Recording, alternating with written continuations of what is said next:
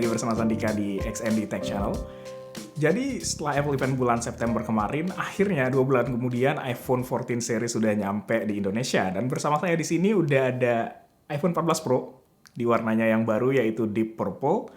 Dan di video ini saya pengen bahas beberapa hal yang baru dan juga impresi awal saya terhadap HP ini. Ini belum full reviewnya sih, nanti videonya itu ada sendiri.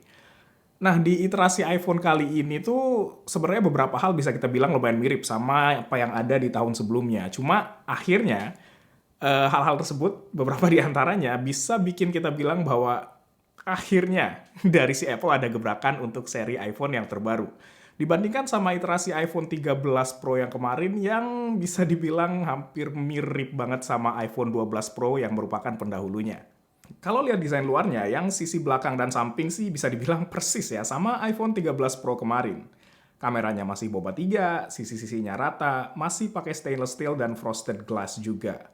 Yang paling beda yang langsung kelihatan adalah warnanya, yang mana di sini saya dapat unit yang pakai warna signature tahun ini yaitu Deep Purple, warna ungu dia. Ungunya cakep dan elegan sih menurut saya, serta modul kameranya makin menonjol lagi keluar, dan ukuran overall modul kameranya makin gede lagi tahun ini. Cuma, kalau kita lihat ke depan, ke sisi layar, kita bakal bisa langsung perhatiin perbedaan yang lumayan mencolok, di mana iPhone 14 Pro ini nggak lagi punya poni. Poninya digantiin sama tompel di tengah layar yang disebut Apple sebagai Dynamic Island. Nah, yang bikin si Dynamic Island ini beda sama tompel yang ada di HP-HP lain adalah dari sisi interaksinya. Tompelnya tuh kayak hidup gitu. Saya suka banget sih sama pendekatan yang dilakukan Apple untuk nyembunyiin tompel ini dan malah dijadiin fitur sama mereka. Jadi tompel ini bakal bisa nampilin notifikasi dan juga nampilin status tertentu tergantung aplikasi kita yang lagi jalan. Contohnya, kalau kita misalnya lagi dengerin musik, pas tutup aplikasi musiknya bakal nongol di atas album art dan waveformnya. Terus pas orang nelpon, tompelnya bakal membesar dan ngasih tahu kita kalau ada orang yang lagi coba nelpon kita. Kita bisa pencet tompelnya buat pindah ke aplikasi yang lagi tampil di atas tersebut, atau pencet dan tahan untuk buka semacam menu interaktif terkait aplikasi tersebut. Sayangnya sekarang belum banyak aplikasi pihak ketiga yang manfaatin sih, tapi dengan rilisnya Live Activity API, harapannya aplikasi-aplikasi lain juga nanti bisa manfaatin si Dynamic Island ini. Salah satu yang udah duluan kayak TickTick misalnya. Jadi pas kita set focus mode, itu dia bisa muncul di Dynamic Island. Rasanya sih ini Dynamic Island bakal jadi ciri khas seri Pro buat beberapa tahun ke depan. Nah, si Dynamic Island ini bertengger di atas layar OLED Super Retina XDR-nya Apple yang tahun ini memiliki bezel yang sedikit lebih tipis dibandingkan tahun sebelumnya. Terus bisa bercahaya hingga keterangan 1600 nits, bahkan jika dibutuhkan bisa meledak sampai 2000 nits. Buset tuh terang banget, bisa bikin jidat kita kelihatan di tempat gelap. Panel layar tahun ini juga sudah pastinya mendukung promotion dengan teknologi LTPO yang bisa bikin refresh rate HP ini turun jadi 1 Hz aja atau 1 kali per detik. Yang akhirnya bisa bikin si iPhone punya AOD atau Always On Display. Cuma AOD yang ada di iPhone tahun ini itu bisa bikin orang beda-beda sih pendapatnya, ada yang suka banget atau ada yang nggak suka banget. Karena implementasi si Apple untuk Always On Display ini lumayan berbeda dari implementasi perusahaan-perusahaan lain yang udah ngeluarin fitur yang sama sebelumnya. Dimana biasanya Always On Display itu simple banget, dengan latar hitam dan informasi-informasi tertentu ditampilkan di layar. Namun punya Apple ini seolah berbeda sendiri. Dia itu ngedim atau ngelapin wallpaper utama aja, lalu memberikan informasi-informasi atau widget layaknya Always On Display lain. Saya sendiri jujur masih netral sih. Saya harus coba dulu beberapa waktu buat ngambil kesimpulan. Cuma yang pasti sih Always On Display ini harusnya ngefek ke konsumsi baterai dari si iPhone 14 Pro ini. Nanti kita lihat di video reviewnya.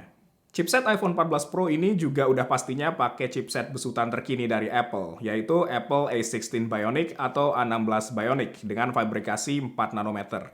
Yang harusnya sih bisa bikin chipnya lebih efisien tapi tetap kenceng.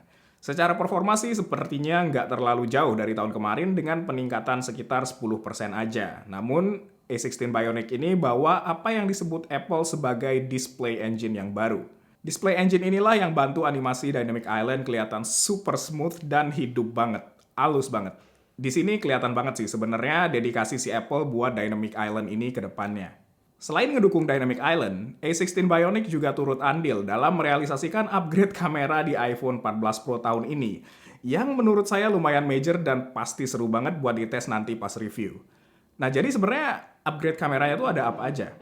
Pertama, dan yang paling seru, kamera utamanya sekarang udah menggunakan sensor 48 megapiksel setelah bertahun-tahun sejak zaman batu menggunakan sensor 12 megapiksel. Selain itu, ukuran fisik sensornya juga 65% lebih gede dari iPhone 13 Pro kemarin. Wow, dan tentunya masih menggunakan sensor shift stabilization. Keuntungan ukuran sensor gede ini bakal bikin iPhone bisa nangkep cahaya lebih banyak dan ngasih efek bokeh yang lebih natural dan enak dilihat di foto kita. Kamera utamanya ini juga pakai teknologi yang disebut quad pixel, di mana 4 pixel di sensornya akan dianggap jadi satu. Ini bukan teknologi yang baru sih, karena di S20 Ultra juga pernah dipakai 2 tahun yang lalu, yang mereka sebut sebagai pixel binning. Hal ini bikin sensor si iPhone bisa nangkep cahaya dengan lebih baik lagi, khususnya dalam kondisi minim cahaya, sehingga hasil foto low light-nya harusnya makin cakep lagi. Karena ukuran sensornya juga makin besar, sekarang iPhone juga nyediain zoom optical 2 kali. Tapi sebenarnya zoomnya nggak via lensa sih, melainkan menggunakan potongan tengah 12 megapiksel dari sensor utamanya yang gede tadi. Sehingga kita bisa zoom 2 kali tanpa kehilangan kualitas yang signifikan. Terus, buat teman-teman yang beneran hobi fotografi, mode shoot full dengan 48 megapiksel bisa dicapai dengan mengaktifkan Pro RAW. Karena kayak saya bilang tadi, mode biasa akan binning fotonya balik ke 12 megapiksel. Terus dari kamera ultrawide-nya juga ada update nih. Dia masih 12 megapiksel sih, tapi dengan ukuran sensor yang makin besar. Dengan ukuran sensor yang besar ini, harusnya kamera ultrawide-nya bisa jepret foto low light dengan lebih baik lagi. Begitupun dengan jepretan makronya. Flash dari modul kamera iPhone 14 Pro ini juga dapat update, sehingga sekarang flashnya bakal adaptif. Sehingga bentuk penyinaran yang dikeluarin itu akan beda-beda sesuai dengan focal length atau sesuai dengan lensa yang lagi kita pakai. Untuk memastikan hasil fotonya lebih oke untuk lensa tersebut. Namun sayangnya, kamera telefotonya tahun ini nggak dapat upgrade. Masih persis sama kayak tahun lalu dengan optical zoom sampai 3 kali aja. Padahal kita pengen lihat nih optical zoom sampai 5 kali mungkin, atau kamera periskop yang bisa dipasang di HP ini. Padahal gundukan kameranya ini udah gede banget, sehingga kayaknya kamera periskop udah bisa muat di sini. Nah, selain dari sisi hardware dan foto, upgrade yang asik juga datang dari sisi perekaman videonya. Tahun ini Apple ngenalin yang namanya Action Mode, yang bisa ngasih stabilisasi yang lumayan ekstrim buat video. Ya lagi-lagi ini sebenarnya bukan hal yang baru ya, Super Stabilization itu pernah ada juga di Galaxy S10 Plus yang saya pakai beberapa tahun lalu. Cuma saya tetap penasaran gimana implementasi Apple terhadap fitur ini, karena berdasarkan pengalaman saya sih, biasanya kalau yang bikin video paling bagus itu adalah dari iPhone, jadi nanti kita tes di video reviewnya. Selain action mode tadi, di HP ini juga sekarang udah ada cinematic mode yang dukung sampai perekaman 4K dalam 30 fps.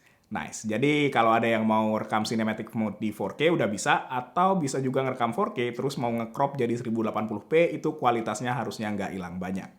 Terus ada satu lagi fitur sih di iPhone 14 ini yang disebut tuh crash detection. Yap, sebuah fitur yang harapannya sih teman-teman nggak akan pernah perlu gunakan ya.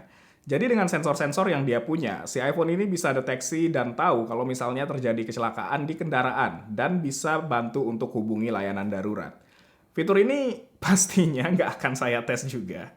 Jadi semoga kita semua nggak akan pernah perlu pakai fitur ini. Satu lagi yang terkait juga soal emergency dan keamanan yang lumayan keren dan seksi sih sebenarnya ya. Yang harapannya nggak akan pernah kita pakai juga adalah Satellite SOS. Di mana kita bisa hubungi layanan darurat via satelit saat nggak ada wifi dan koneksi seluler. Namun sayangnya memang fitur ini cuma hadir saat ini di Amerika Serikat sama Kanada aja, jadi ya kita di Indonesia juga nggak akan bisa pakai. Nah, jadi menurut teman-teman gimana? Di awal-awal ini berdasarkan upgrade-upgrade yang ada tadi dan perubahan yang terjadi, tertarik nggak buat upgrade ke si iPhone 14 Pro atau 14 Pro Max tahun ini? Karena tahun ini harganya naik 2 juta, mulai dari 20 juta balik 1000 untuk yang 14 Pro dan 22 juta balik 1000 untuk yang 14 Pro Max. Nah, HP ini akan saya gunakan secara ekstensif untuk beberapa waktu ke depan, dan video review yang lebih detailnya juga akan terbit di channel ini. Jadi pastikan teman-teman subscribe biar nggak ketinggalan videonya. Oh ya, kalau ada yang pengen ditanyain atau pengen ditahu dari HP ini, komentar aja di bawah, biar nanti bisa saya bahas sekalian pas ada di video reviewnya. So, stay tuned. Oke, sekian video kali ini. Kita jumpa lagi di video berikutnya.